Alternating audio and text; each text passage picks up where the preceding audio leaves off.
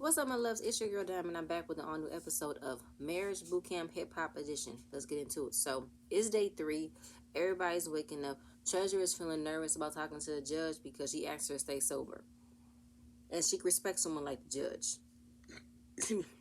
Money is in the kitchen with Amber. They're eating breakfast and talking about how she discovered that Tough resents her for pretty much his career have not surpassed, have not gone, have not explored, accelerated for the last 10 years. And even though he was the one that was screwing around on her, she still helped him.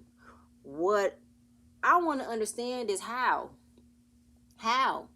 Money doesn't believe they will get past it. They won't. I feel like, what is the point? What is the point of you feeling the guilt that because his career didn't soar, it's up to you to eat it? No. No. His career didn't soar because he didn't want to, or he felt like he didn't have to. Or as far as like where he got to be an aspiring artist, he got with you, he felt like he don't need to. You can go ahead and just pretty much pave the way for him. Pretty much give him the right producers, help him get the right songs, but he don't do nothing but pretty much be the face of it. And I hate the fact that he put on her how his career didn't go nowhere. That's not my problem, and that's not Money's problem that your career didn't go nowhere. You should have been more focused on making sure you make sure you put yourself in front of of your career. You shouldn't have been worried about fucking other females. No, no, I'm not. No. So the judge comes in and have a one-on-one conversation with Treasure. She asks her, how do you conduct business? How do you go about day to day? So Treasure talks about she's socially awkward. And she didn't have it when she was younger. She had social anxiety pretty much when she became an exotic dancer that led her to being on reality TV. Her first stunt was Love and Hip Hop Atlanta. And then, of course, that led her to getting on more reality shows beyond the pole. And it never used to be this bad. And she said she felt misunderstood. So, drinking gives her liquid courage. And that's how she pretty much sheds off that social awkwardness. She becomes more loose, becomes more free, becomes more laid back, and she probably engages too much. So the judge wants her to stop drinking. I need you to cut back on your drinking because I don't want you to get to a point where drinking is going to stop all with what you want to do, all what you want to be. I don't want to stop that for you. But you have an issue with alcohol. And what I want to understand as far as for Treasure, where exactly did she feel misunderstood at? Where did she feel misunderstood? Because I feel like, Treasure, you came on your season of Love and Hip Atlanta being a spokeswoman for side chicks. You was proud of the fact that you was dating a married man who you say in your confessional, he didn't love his wife. He gives me all this time and money, and I'm not mad at him. So I'm confused. And then when you try to still advocate for how side chicks have feelings too on how they get played in front of Rashida, when Rashida is already dealing with Herstein with Kirk cheating on her with Jasmine having another baby. She's trying to get over it. And you want to talk about how side chicks this, side chicks that. No, bitch. No, we're not talking about that right now. So even though she did not give me that energy when on Beyond the Pole, she was super laid back, super cool, did not take sides, was very neutral about everything. I'm like, okay, then where was this Treasure versus this Treasure? This Treasure must have gotten the first glimpse of what it means to be on reality TV and have a lot of cameras around her and how it could literally uproot her career. So, okay. Obviously the socialite, her elitism that came into being on social media, also being on a reality TV show, it definitely put a lot of eyes on her. And she probably is dealing with the scrutiny of how she portrayed herself on that season, and she's hearing the backlash, probably still hearing the backlash from it. So of course she drinks to numb that.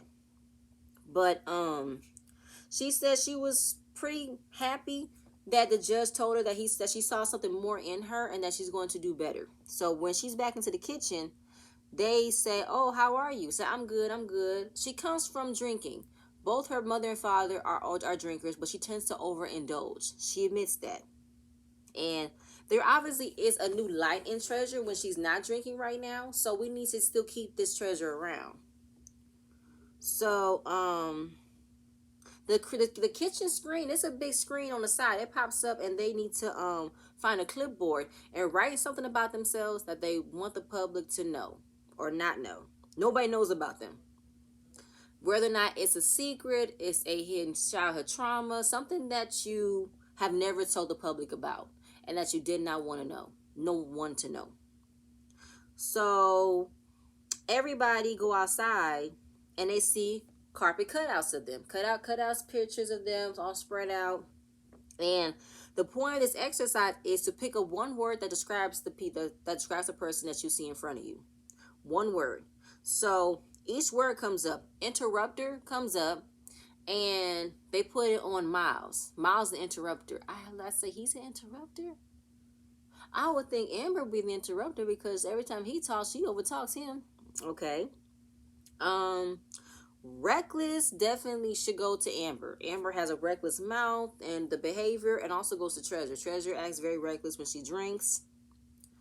So, each of them one by one, they're all seeing different words. They see confrontational, they see fake, they see strong-minded, and then the word thirsty comes up, and everybody is pretty much afraid to put this word on somebody.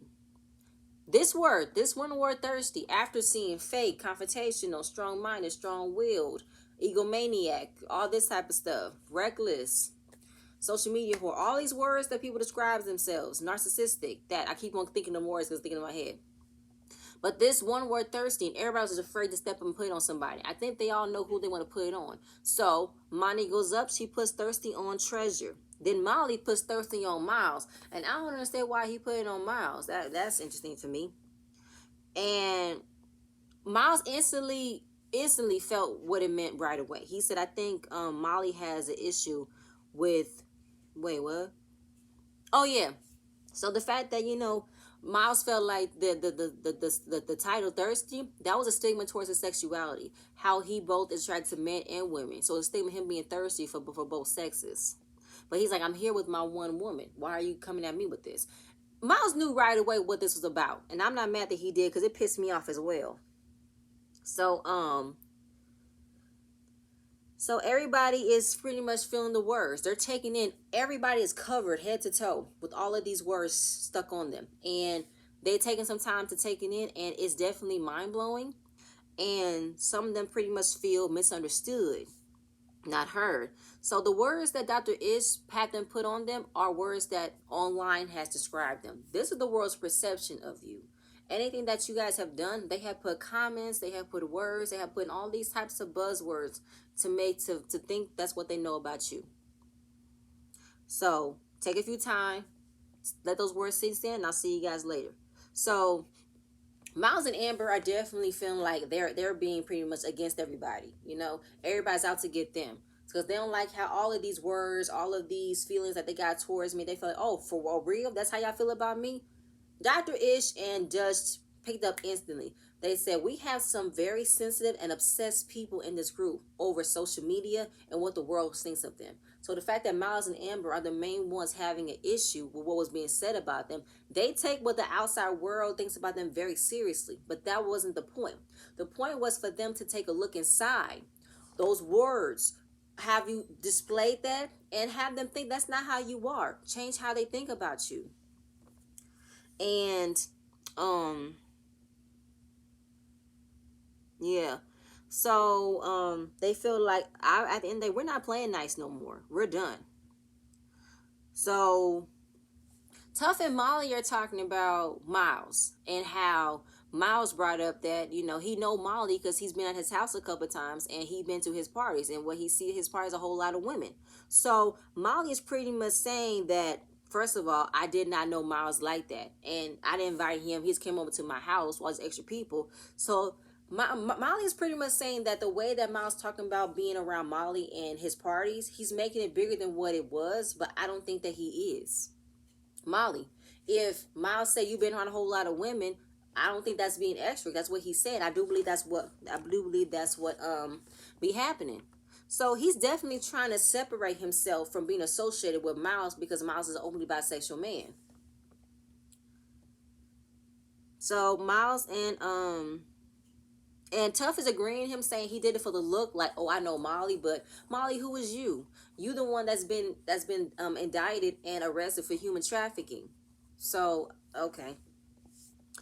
So Amber and Miles, they done being nice, so they want to start say, listen, this challenge definitely is about to start some shit because this how y'all really feel about me.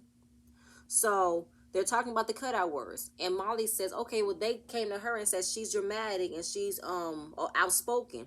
Nobody said nothing, but then Miles had to check Molly and say, first of all, when someone says diva on you, you gave a fuck, and he did. It flashes back to when someone put diva on him. I think it was Treasure. He said, first of all, I am not no diva, and then he gives even more, says some ignorant ass shit and say, I'm not no girl, I'm not no fucking bitch. Did you not hear what Judge Ish said? I mean, not Judge Ish. Dr. Ish said. He said the diva word applies to everybody. Every word that was being described as all of y'all applied to everybody. There is no gender where a word is identified to. So the fact that Molly went that route to say a diva is a girl, a bitch, his mind is totally fucked up, and that pissed me off. I said, first the fuck off, a diva doesn't mean that you a girl, you a bitch. A diva is someone who acts high maintenance, self-centered, thinks only about themselves, want the best, and don't think nobody else deserves the best. Molly, you acted like a diva the other episode when you was complaining about how there's no TV. I need a bigger bed. I'm not used to being like that. I'm used to living in a big ass house, more space, more room. You was acting like a diva. So how the hell you want to come at Miles and say he's being over dramatic, or he's saying he's this and that, he's sensitive? That's some bullshit. Then Miles even goes better and say, listen, you want to come at me about how I'm emotional, I'm this and that, but yet this man gets his nails done, he dresses like this, he's even more prettier than me. And I'm like, speak on it, Miles. Speak on it, Brock. Speak on it. Please speak on it, because who the fuck still wears these sleeveless velour outfits anymore? Who still wears this shit? And he keeps on wearing sunglasses. He needs some fucking color. So, Molly is in the confessional talking about bisexual men have a trait where they're more feminine, they're more sensitive, they're more emotional. While he's saying this, Treasure's looking at him like, what the fuck does that mean? Well, I mean, because he's a bisexual man. That's not what he's saying. He's saying put some respect on my motherfucking name. If I'm telling you how y'all made me feel, I'm saying how y'all made me feel. Don't add as if because I'm gay that I'm supposed to automatically be extra feminine, or I have a flamboyant and say, oh no, like, no, I'm not doing that. If I'm telling you how I felt uncomfortable, I'm letting you know where I felt uncomfortable. And you being a man should recognize, or a human being should recognize how you made me feel uncomfortable and apologize. And then it goes back to, the whole feeling judged. I'm being judged by y'all. And then that's when he pointed out the ball joke. When they was picking up the balls from the first challenge, Molly told Treasure to say, I know you love them balls. And she repeated it. So how the hell you feel comfortable saying a ball joke to me, but I can't say how you act like a diva and you wear paint on your nails? What's the difference, my dude? I would love to know. And I'm also here, also being with a woman who has not fully supported me, who is still feeling uneasy about me being a bisexual man. So I don't want no other scrutiny to stray her, make her feel even more uncomfortable. That's gonna make me feel uncomfortable for how I'm already putting myself out there but being with her. So then Molly wants to keep on going about how the one thing that you're insecure about the most is what you're upset about by other people. So now I'm insecure. Like, Molly, you're not the spokesperson. You're not guidance counselor. You have put out a lot of projection on a lot of people about their issues, but we haven't heard about yours. Do you have some underlying issues you need to address on how you keep on coming at Miles about his sexuality? You don't know shit. So, Tough wants to say, listen, as a real man, I don't want you to feel like what your sexuality is. A real man I'm like, what the fuck is a real man, Tough?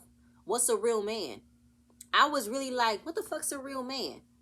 First of all, you not a real man, Tough. You couldn't even eat the 9 months of you just masturbating while your wife was pregnant. You had to go fuck 10 other bitches. And yet you still want to complain about how your career is not where it's at. That's not a real man. Molly, you're not a real man either. For you complaining about how your girlfriend drinks too much, but yet you've been indicted for human trafficking. Y'all don't know how to treat women either. So y'all can't come at Miles at how he's living his life and not making sense of how he's doing it. I don't like that at all. So,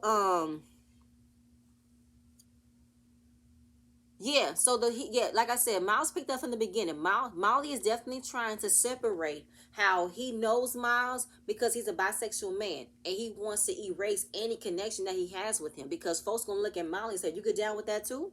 You about that light too, Miles? So he's definitely trying to create separation of what it means to be associated with a bisexual man, because it's an automatic stigma that if you're associated with a bisexual man, then that means you're gay. That means you're down low. Kind of like how it was with Prince and Bobby, because Bobby is an openly gay man and Prince is straight, but they had a very good friendship, even though a lot of folks do believe that Bobby had a little bit of a crush on Prince, and how Bobby was trying to turn Prince into that side so he could really be with him, but that's not what it was. We're just really good friends. We joke from time to time, but then it gets a little bit too much, and that's how it feels. So with that, I don't like that at all. I'm not. So the doctor and the judge are definitely experiencing how we have a first bisexual man in the house. So he's going to be dealing with a whole lot of over feminized idea, over masculine ideas, and he needs to figure out how to handle it and not let it be the main thing he has to keep on defending himself about. Like, fuck the way these people think about you, Miles. Fuck them.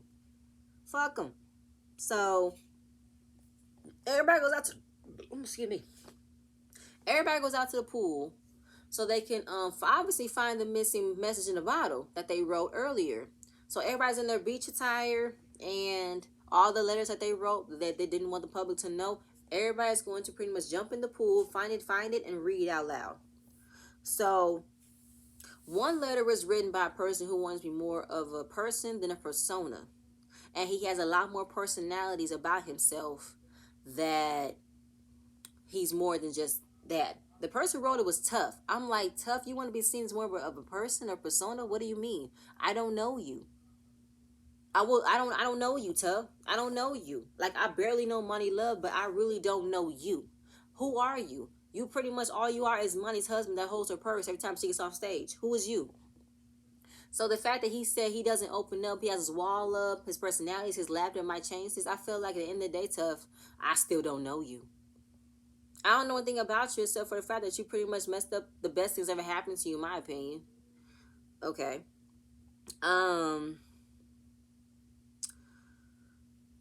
The next letter was written by a person who doesn't do public display of affection, and she doesn't like social media. This was Treasure, which is surprising for me. So obviously she likes doing public displays of affection in private. But obviously, since she's so fucking awkward, she tends to drink, and that comes out where she be a bit more lovely than she's willing to be comfortable with. Even though Molly say he doesn't like it, but he does. Okay. Another letter was read, and it was pretty much, I wish the public knew that I was on another reality show than this one.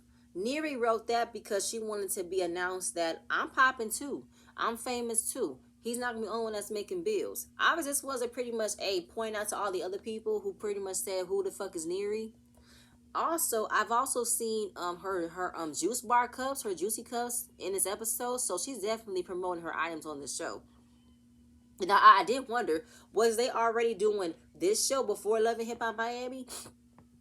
So it's a 2 and 2. So this one just finishing airing, and that one has just been finished airing as well. The next letter was about a person who lives the way he wants to live. He's not ashamed of it, and nobody can tell him what to do. That's Molly. And Molly says he pretty much, got himself out of a bad situation, even though he's done bad things, sacrificed things. He grew up in a foster home. He's been abused, and he wants to be the one who say, I'm the one that's been abused, and I'm going to live through the story, so why not hear from me? I'm thinking that Molly is trying to paint a narrative that he don't need help, but he needs an outlet, or he needs some form of space to not really feel the repercussions of what he's going through right now. This is just a stepping stone for him to not fully feel what he's done, to me. Another letter was talked about someone who begs everybody else but not himself, who doesn't like getting compliments. That was Nori.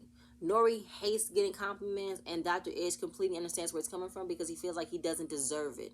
But don't let it feel like that. Sometimes either just accept it and figure out a way for you to feel like, okay, cool, I understand. Another letter was read, and it was pretty much saying how I put a strong face even though depression lives behind it. Miles took a guess, and it was Amber. So she says she's the strongest in her family. She always had to show strength, shows, that she's not weak, and depression runs in it, and depression definitely has her in a hiding place. Obviously, we know Amber is going through something, and the fact that she feels like she has to beat this other person to kind of overshadows it, to kind of overcompensates it, is very sad. I deal with depression as well. I deal with anxiety, and some I don't tend to show out as much as I want to, and I do tend to have an attitude and lash out without communicating, which is very bad. And of course, it's the whole narrative of looking at depression as weakness, but it's not. Another letter was announced that he was never sexually active with his partner, and while other people at the same time. It was Miles, because when he decided to come forth with Amber, he was portrayed as down low, and that's how a lot of people viewed him on the show. How he was dating Amber, but also fucking Miles on the low. He was considered down low, but he was the only one that was portrayed like that. So he's been trying to clean it up and say, I'm not like that. I'm also trying to be, as authentic as I can, but I don't like to be portrayed in this way.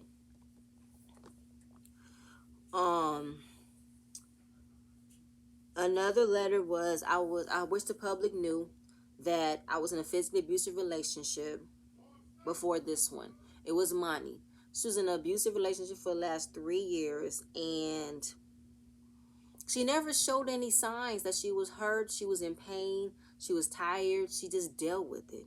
And the only person that she knew, the only person that she told it to was Tough. And she said, how did he handle it? Did he handle it with care, or did he add to it? He added to it. And he definitely didn't like how he added to her pain, because he felt like, I thought I was going to be the protector, but I ended up I've been immensely hurting her. Emotionally hurting her and mentally hurting her. Then Dr. Is said, be careful who you tell your pain to. Sometimes they're not going to handle it with care. They're not going to be kind with it, be patient with it. And obviously it was the stigma towards her when it comes down to how she make it, how did she go through these last 3 years? The shame. Did she allow it? Was she, that she was put in a position for it to happen? Like, pretty much blaming her on how she was pretty much meant to be abused. Why did it happen to her? What did she do for it to happen to her? And that's something that's very sad and nasty for people to think that way. So when it comes to the world, obviously they don't see the real you. They just see what the public eye sees you. There are people who have a private life that they don't share, so they show this facade on social media. And there is a whole lot of negatives and positives of being someone in that spotlight. So, did I get all of them? I think I got all of them. Yeah, that was it. I got everybody. Where am I at? Yeah. So everybody goes inside, they eat dinner, and then they come to the living room for their evaluations. The judge comes in, she says, how do you see yourself in your partner's eyes? How do you view your partner? So they come with all different types of positive words. So Nori's word was impressive. He's impressed by his wife sticking beside him, because he can be a lot. And even he felt like leaving sometimes. So the fact that she stayed through to him, she stayed by his side and never thought that she would leave him, he's impressed by that. She calls Nori loving. No, wait, was it loving or sweeting? Yes, loving, because she said he puts herself before everybody else. Does he put yourself before everybody else? Because he's still thinking about himself. I'm looking at him from Love and Hip Hop Miami on how he is putting up maybe 15 or 20% of him learning where you are and how you feel when it comes to having another baby, how you want more help. He's thinking that if he does this much, you're going to put in the remaining 85%. And then he's going to say at least he did something to help get her. I don't know. I just feel like the fact that you say he put yourself before him. Are you sure? Okay, Nori. Okay, Neri. Okay. Money put Sweetest for her man Tough, because she was asleep. She woke up for a quick second, and then she realized he was putting covers on her. So that was a very sweet moment. For him, he's something sweet about himself. He feels like, all right, cool. Fuck everybody else on how they feel. My wife loves me. The judge, yeah, he put strong. His word was strong, because throughout what she's been through in her life, what she let happen to her, it became her strength, not her weaknesses. So she went to Money and said, "How does that make you feel?" At first, I thought it was gonna be, how dare you say that I let what happened? I let myself get abused. I let myself allow you to cheat on me when I was pregnant. That's what I thought. That's what that meant. But she said she was happy that he was able to see it, because she felt like as much as she was showing it, as much as she was saying it, it wasn't coming clear as to that's what she was doing. But apparently she accepts it and said this is what it means when your partner sees through all of you and loves you no matter what. Yeah, Amber calls Miles strong-minded, and Miles calls Amber an amazing mom. Molly calls Treasure a sweetheart, even though the world thinks of her as a homewrecker. She's all this and that. She's not. Okay. Treasure gives him, what did I write? I wrote something. I forgot what I wrote. What did Molly get? Compassion, comforting, nice. He got something. Oh, giving. There it is. She gives him giving, because even though he gets paid a lot, sometimes he does it without using it for his own benefit. So obviously, Nori is definitely paying attention. He said, now it all makes sense. We saw all of these negative words and think that's how everybody thinks about each other. But then when we see the positive, it definitely overpowers what the negative is. And Judge looks at him and says, you have been paying attention to the program this entire time. I want you to direct that paying attention to your wife, because she needs what? Help, help, help, help, help, help. She needs help. So, she's very proud of Treasure for not drinking. She definitely was engaging. She was nice. She was, coherent. We can understand what she meant, what she says. I love that. And then she turns to Brock and Amber. Sometimes you guys need to not go so to bad whenever someone says something about you. I want you guys to be centered and be where you are. You guys know how you are. And if you was to just act out in any type of way, that just gives more license to people to say, this is how we already knew they were. Money and Tough. Listen, she don't know what is going on between Money and Tough. What are y'all here to resolve? And I need you guys to come up with a way to talk about it and for us to get through it, because the judge is still evaluating everybody. So she doesn't know exactly what it is that Money and Tough want to get out of it. And that was it. Have a good night. So Molly and Nori are talking outside because they did not know it was going to be like this. The process. He thought it was going to be some TV shit. Nori said, no, you got to pay attention. You can either do two things. Say, I don't believe them. Or say, you know what, you right about that. So Miles comes down and he asks them, can I sit down? And I'm like, why are you asking them? This is your house too for the next 2 days. Go ahead and have a seat. And enter the conversation. So, the main point of the conversation was he doesn't feel comfortable. The entire time from the cutout challenge to later in the day, Miles does not feel comfortable for the jokes that Molly has made about him and made these assumptions and innuendos about him that he's not comfortable. And pretty much the issue is Molly has an issue with Miles being bisexual and he doesn't want to be associated with him. So at the end of the day, why is it that you feel like since you don't know me, why make a ball joke about me? Because you're gay. What sense does that make, Molly? That don't make no type of sense. Whether or not you knew I was gay or not, why did you feel it was nice of you? Why did you feel it made sense for you to make a ball joke about me? It didn't. It didn't. So why the fuck? If that's the case, can I make a joke about your nails? Make a joke about your velour sleeveless suit? Why are you wearing glasses on Michael Festa? Let me make a joke. He's gonna never talk like that again. So how is it that you think you can say a joke about me, but I can't say a joke about you? That's not right. That's not fair. Molly is definitely homophobic towards himself and towards Miles. That's how I feel.